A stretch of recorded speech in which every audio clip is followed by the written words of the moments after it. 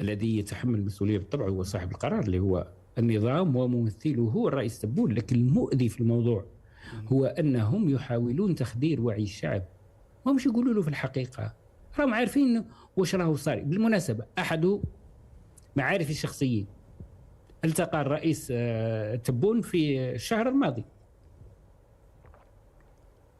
ويتحدثوا على مواضيع كثيرة، من بينها موضوع التطورات المرتقبة في الصحراء الغربية. وش قال له الرئيس تبون بكل وضوح؟ قال له بأن الموضوع يذهب إلى نهايته، وإحنا نرتب لكي يذهب الموضوع إلى نهايته بأفضل طريقة ممكنة. هذا الرئيس تبون يحكي، ما هو شخص واحد آخر. يعني كأنه يؤكد كلام مسعد بولس يعني. طبعا وويتكوف يعني مستشار ترامب، مستشاري ترامب يعني، وصهره هو مسعد بولس يعني.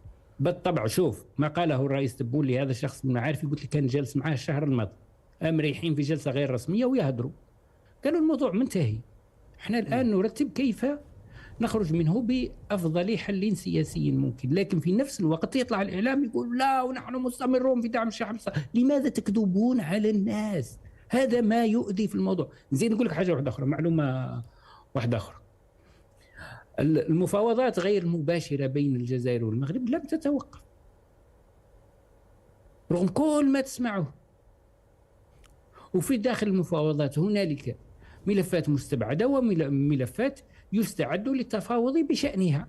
مثلا من الملفات المستبعدة قضية الحدود، لا المغاربة طامعين تفتح ولا الجزائريين مفكرين يفتحوها. كلا الطرفان يعرفان أن هذا الموضوع مغلق لل50 عام الجاية.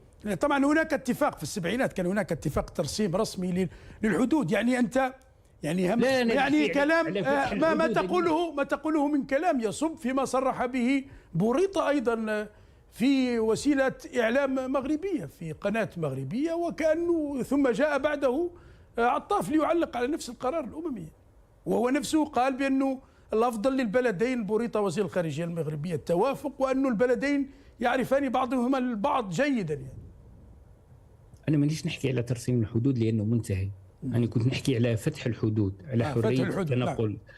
قلت لك بأنه لا المغاربة طلبوها ولا الجزائريين عرضوها، وكلا الطرفان يعرفان أن هذا الموضوع مغلق لل50 عام الجاي، خاصة مع التطورات الحالية.